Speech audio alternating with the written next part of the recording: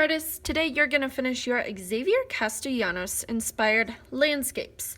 When we looked at his artwork before, we talked about how his art is abstract because while we can recognize what he is painting, it doesn't look perfectly realistic. He uses very bright and bold colors and patterns that you wouldn't actually see in a real life landscape. So today, when you're finishing up, you are going to be painting some patterns onto the land and some details onto the land and sky of your painting. As a reminder, Xavier Castellanos used a lot of different patterns in the different areas of his farmland. So today you will be doing that on your painting.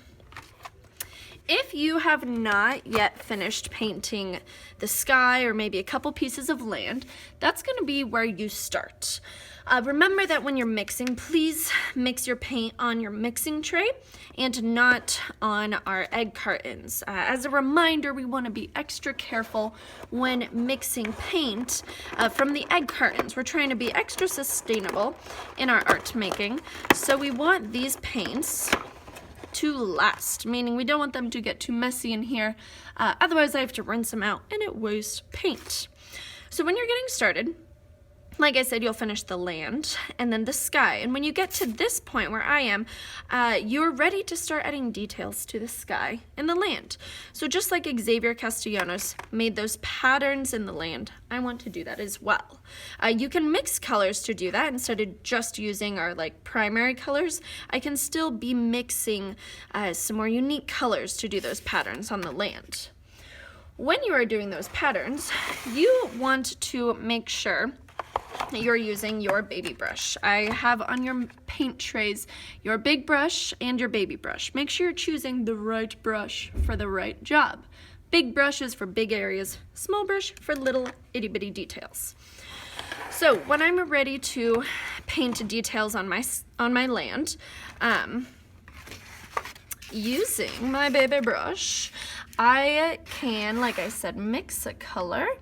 And then you can make any kind of pattern that you want on the land. You could even add other details like trees. He put buildings in his landscapes. That's entirely up to you.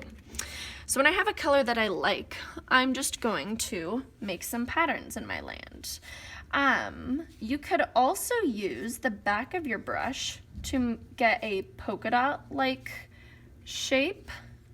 For that, you just flip your brush over, dip the end in some paint, and then go straight up and down. You can make a polka dot shape on your landscape.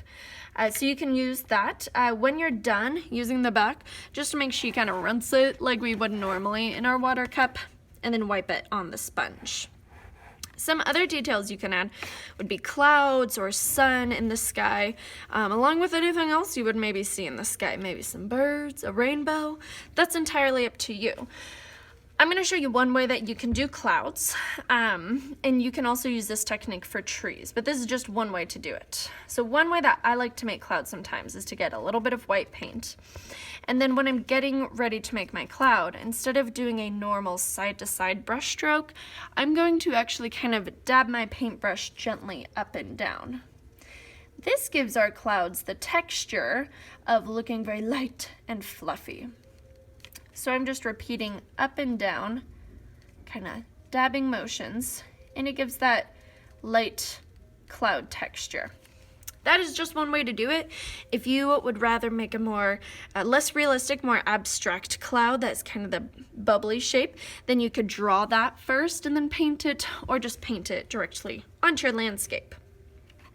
The very last thing that you're going to want to do on your landscape is to outline between the different areas of your land. I think that'll really make our land pop out from the rest of our painting. You do not have to do this, but if you do, I would choose or mix a contrasting color. Contrasting means a color that will pop out, stand out, be different than the other colors you have mixed. You do have black on your paint trays. So you could use black if you think that stands out the best, or you can mix a different color.